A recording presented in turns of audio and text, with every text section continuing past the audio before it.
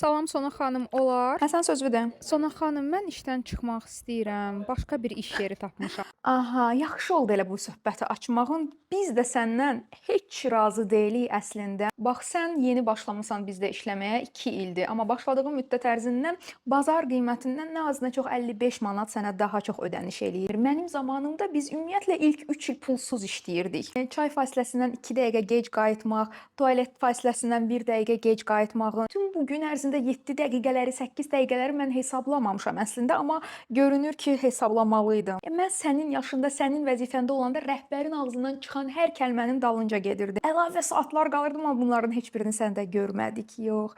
Biz onsuz da istəyirdik ki, səninlə olan müqaviləmizi sonlandıraq. Çox sevindim ki, sən özün gəldin, bizə asanlıq yaratdın. Amma sənə deyim ki, o təzminatını ödəməyəcəyik. Çünki o gecikdiyin 7-8 dəqiqələr var idi. Hə, bax gərək onların indi hamısını hesablayaq. Sənə uğurlar arzu edirəm. Bilirəm ki, bizim iş yeri kimi yer tapa bilməyəcəksən.